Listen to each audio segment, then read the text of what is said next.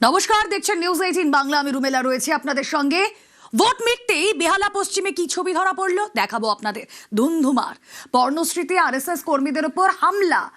RSS কর্মীর বাড়িতে চড়াও 20 থেকে 30 জন, যে ছবি আপনারা দেখছেন। ভাইরাল এই ভিডিও। ভোট মিটতেই সংঘর্ষ, হাতে লাঠি নিয়ে চড়াও। পর্ণশ্রীতে আরএসএস কর্মীদের ওপর হামলা। আরএসএস কর্মীর বাড়িতে জনা 20-30 তারা চড়াও হয়।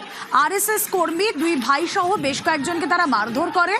তৃণমূলের বিরুদ্ধে অভিযোগ তুলছে আরএসএস। ভোট শেষ হয়ে গেছে, সব চলে গেছে। ওর সাথে গদাই বলে একটা ছেলে ছিল, তাকে চড় মারলো তৃণমূলের ছেলে।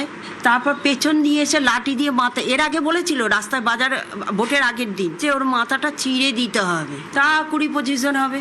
ওই যে রাগ আরএসএস করে, ছেলেরা বলছে সবসময় ঘরে তালা দিয়ে থাকো। খুব আতঙ্কে রয়েছি এখন। আমার শুধু চিন্তা হচ্ছে ছেলে দুটোকে কেন, যাদের রক্তপাত হলো তাদের নিয়ে গেল, তাদের মারলো, দেখলো না, অত তাদের কিছু বললো না।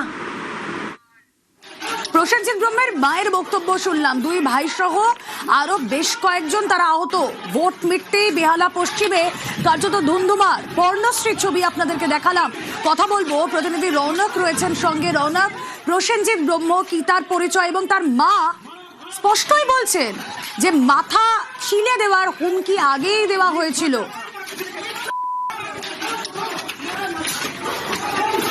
দেখো, এই প্রসেনজিৎ ব্রহ্ম এবং অভিজিৎ ব্রহ্ম তারা আরএসএস এর সক্রিয় সদস্য এমনই পরিবার বলছে।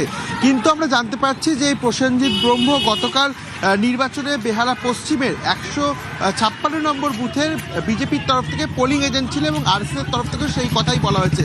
কাল যখন তিনি বাড়িতে ফেরে ঠিক সন্ধ্যে 8টা নাগাদ তার বাড়ির সামনে 20 থেকে 30 জন তৃণমূলের স্থানীয় কর্মী সমর্থকরা চড়াও হয়, এমনটাই পরিবারের অভিযোগ। সেই তারা দুজন বাড়ির বাইরে বেরোতেই তাদেরকে ঘিরে ধরে এলোপাথারি মারধর করা হয়, লাঠি দিয়ে মারধর করা হয় তাদেরকে এবং তাদের সঙ্গে থাকা আরও বেশ কয়েকজনকে। পরবর্তী সময় পুলিশ ঘটনাস্থলে পৌঁছালে অভিযোগ যে যারা মারধর করেছিল তাদেরকে গ্রেফতার না করেই এই প্রসেনজিৎ ব্রহ্ম এবং অভিজিৎ ব্রহ্ম দুজনকেই আটক করে পর্ণশ্রী থানায় নিয়ে যাওয়া হয়। এবং অভিযোগের তীর তৃণমূলের দিকে। তৃণমূলের যারা স্থানীয় কর্মী সমর্থক এবং 129 নম্বর ওয়ার্ডের প্রাক্তন কাউন্সিলর, তার নেতৃত্বেই নাকি এই দুজনের ওপরে আক্রমণ করা হয়েছিল এবং মারধর করা হয়েছিল। সেক্ষেত্রে তৃণমূলের তরফ থেকে কিন্তু এই বিষয়টি সম্পূর্ণ মিথ্যে বলে বলা হচ্ছে এবং পূর্ব পরিকল্পিতভাবেই এই ঘটনা ঘটানো হয়েছিল, এমনটাই কিন্তু তৃণমূল কংগ্রেসের যিনি বেহালা পশ্চিমের প্রার্থী রত্না চট্টোপাধ্যায় তিনি জানাচ্ছেন। আচ্ছা,